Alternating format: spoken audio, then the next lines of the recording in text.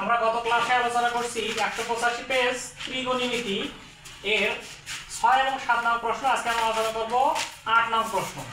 তাহলে দেখো 8 নং প্রশ্নটা আমরা সূত্র দিয়ে অঙ্কটা করতে হবে। তাহলে আমাদেরকে সূত্র, আমি তোমাদেরকে বলছি সূত্র একটু দেখবা, সূত্র সবাইকে মুখস্থ রাখতে হবে। তাহলে দেখো এখানে tan, এখানে cot, 1 - cot 1 - tan।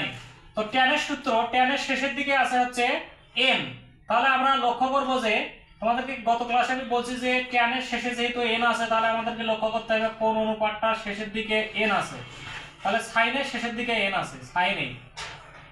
তারপরে নিচে দেব আমরা হচ্ছে cos a। প্রথম লাইন শুধু আমরা সূত্রটা ভাঙালাম, প্লাস দেব, এখন টার্ম দেব। তাহলে cot কে ভাঙাবো আমরা, cot এর প্রথম অক্ষর c আছে, এইজন্য এখানে দেব আমরা হচ্ছে cos। এখন নিচে দেব sin। অনেক সময় এই অঙ্কটা করতে গিয়ে এই অনুপাতটা আমরা এখানে লিখি, এই অনুপাতটা এখানে লিখি, ছাত্রছাত্রীরা ভুল করে ফেলে। তাহলে ভুল হবে না। তাহলে tan এর শেষের অক্ষর n, sin এর প্রথম শেষের অক্ষর n, এইজন্য sinটা আগে যাবে, cosটা উপরে যাবে, নিচে যাবে। আর cot এর ক্ষেত্রে s-টা c-টা হচ্ছে সামনে, এইজন্য cosটা আগে, sinটা পরে। তাহলে আর উল্টাপাল্টা হবে না। এখানে আমাদের 1টা আমরা লিখবো, দেখার পর cot কে ভাঙাইছি আমরা কি, cot কে ভাঙাইছি cos ভাগ sin। তাহলে এখানে লিখবো আমরা cos a ভাগ sin a। তা যদি না লিখতে পারি তাহলে cot এর প্রথম অক্ষর c, cos a আর নিচে sin a। 1 আছে 1 মাইনাস tan কে ভাঙাবো আমরা sin a divided cos a। তারপর দেখো উপরের সংখ্যাটা যদি আমরা রেখে দেই তো সমস্যা নাই। উপরের সংখ্যাটা আমাদের আছে sin a divided cos a, sin a divided cos a। তারপর প্লাস আছে, প্লাস দেব, টার্ম দেব, cos আছে cos a, নিচে আছে sin a। তো এখন আমরা পূর্বের অঙ্কগুলোর মতো কিছুক্ষণ আগে আমরা 7 নাম্বার অঙ্ক করছি, লসাগু করছি। তাহলে sin আর 1 এর লসাগু, এটা নিচে কোনো সংখ্যা নাই, তাই আমরা 1 ধরে নেব। sin আর 1 এর লসাগু করে হবে এখানে sin a। sin a দ্বারা 1 কে সরাসরি গুণ, যেহেতু নিচে কোনো সংখ্যা নাই তাহলে sin a হবে। sin দ্বারা কোনো সংখ্যা দ্বারা 1 কে যদি গুণ করা হয় সেই সংখ্যাটাই হয়, মাইনাস।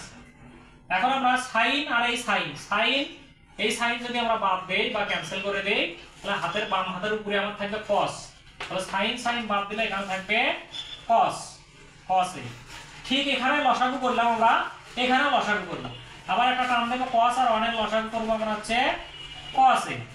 cos দিয়ে 1 কে যদি গুণ করি তাহলে sin এর মতোই হবে, cos a হবে, cos a।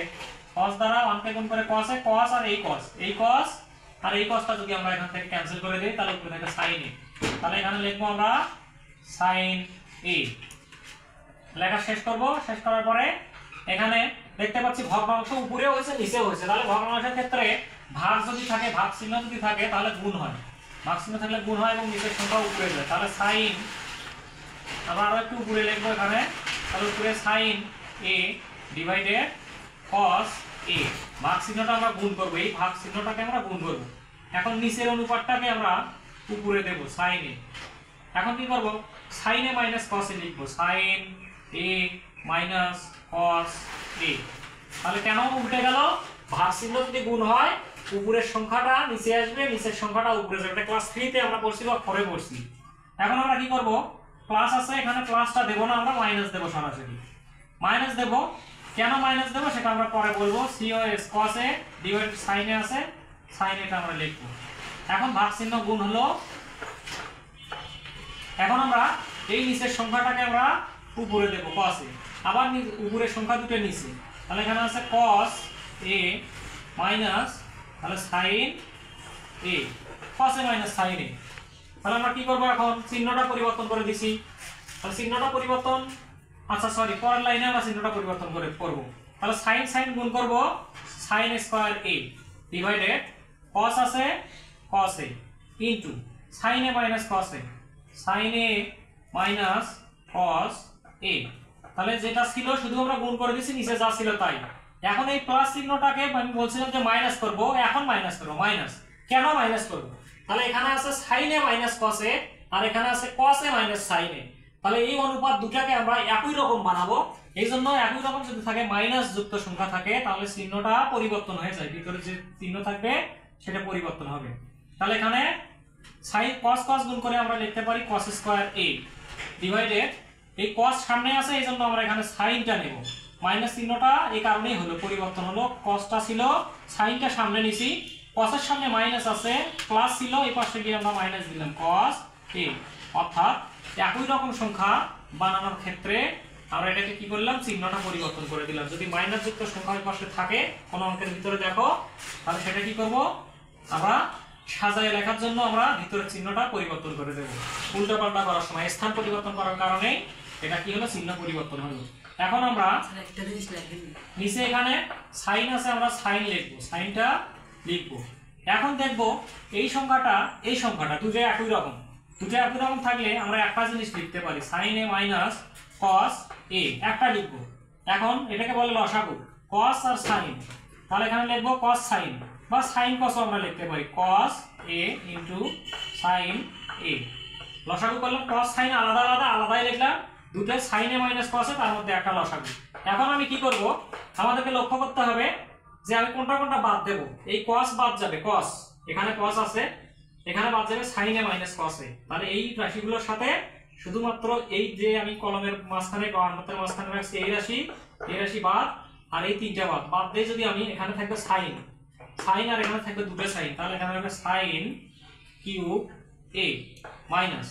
এখন আমি কি করব, এই তিনটা বাদ দেব, এখানে তিনটা আছে, এই তিনটা বাদ দিলে আমার এই তিনটা বাদ দিলাম আমি, এই তিনটা আর এই তিনটা যদি আমি বাদ দেই তাহলে cos থাকবে, এখানে cos স্কয়ার থাকবে, তাহলে cos কিউব a তিনটা থাকবে। এখন তোমরা পড়ছো সূত্র a cube minus b cube সমান a minus b into a square plus ab plus b square, এই সূত্রটা তোমরা পড়ছো। তাহলে এখন সাইনকে ধরবো a, cos কে ধরবো আমরা হচ্ছে b, এটা a এটা b। তাহলে লিখবো প্রথমে a মাইনাস b, সাইনটা হচ্ছে a আর হচ্ছে cosটা হচ্ছে b, তাহলে cos এটা b লিখলাম। এখন আমরা লিখবো a স্কয়ার, তাহলে স্কয়ার কোনটা, সাইনটা, এই সাইনটাই হচ্ছে a, তো সাইন স্কয়ার থিটা বা a প্লাস, এখন আমরা ab টা না লিখে b স্কয়ারটা আগে লিখবো, b স্কয়ারটা আগে, b হচ্ছে cosটা হচ্ছে b, cos স্কয়ারটা হচ্ছে b মাইনাস প্লাস আছে প্লাস ab কোনটা, এই দুই, এটা a এটা b। তাহলে এত চিন্তা ভাবনা করার কিছু নাই, সাইন এটা হচ্ছে a, সাইন থিটাটা a, cosটা হচ্ছে b। তাহলে কেন আমি সরে লিখলাম, কারণ এটার একটা সূত্র আছে, এখান থেকে এই পর্যন্ত একটা সূত্র আছে। নিচের উপাদানগুলো আমরা লিখবো, cos আছে cos a into sin a আছে sin a, নিচে যা আছে sin a, তাহলে দেখো sin a minus cos a, তাহলে sin a minus cos a। এখন আমরা sin a minus cos a এখানে আছে, এখানেও আছে, তাহলে যদি এই অনুপাতটাকে আমরা এখান এটা আর এটা যদি আমরা কেটে দেই, কাটা যায়, উপরে sin স্কয়ার cos স্কয়ার এটা সমান সূত্র আমরা জানি 1। তো তোমাদেরকে গত ক্লাসে বলা আছে বা পূর্বের লেকচারগুলোতে sin square plus cos square সমান 1, এখানে আছে sin a into cos a, তাহলে এখানে লিখবো আমরা sin a into cos a, sin a into cos a। তারপর দেখবো আমরা নিচে কি আছে, নিচে আছে cos a into sin a। তাহলে আমরা এই সংখ্যাটাকে আলাদা করব, 1 বরাবর আমরা আলাদা করব, 1 এর সঙ্গে এটা একবার নেব আর এটার নিচে এটা একবার দেব। তাহলে এখানে আছে cos a into sin a plus sin a cos a, sin a cos a, নিচে আবার লিখব হচ্ছে cos a into sin a। কেন আমি আলাদা করব, কেন, তাহলে যদি মনে করি নিচের দুটো বাবা, এই দুটো সন্তান, তাহলে বাবা যদি অডেল সম্পত্তি থাকে তাহলে সন্তান দুটো সম্পত্তির লোভে বাবাকে ভালোবাসবে, তাহলে এটা বাবাকে নিল, এই সন্তানটাও বাবাকে নিল, এই জন্য আমরা আলাদা আলাদা করে দেবো। প্লাস চিহ্ন বা মাইনাস চিহ্ন থাকলে আলাদা করবো, এটা আমরা এখন কেটে দেবো। কেটে দেওয়ার পরে 1 ডিভাইডেড cos, 1 ডিভাইডেড cos এর সূত্র তোমরা পড়ছো sec a, 1 ডিভাইডেড sin এর সূত্র হচ্ছে cosec, cosec a প্লাস এটা কাটাকাটি করার কোনো কিছু থাকে না, তাহলে 1, এটা আমাদের হচ্ছে লেফট হ্যান্ড সাইড লিখছি, তাহলে এখানে লিখবো আমরা রাইট হ্যান্ড সাইড। তাহলে আজকের আলোচনা ছিল 8 নম্বর।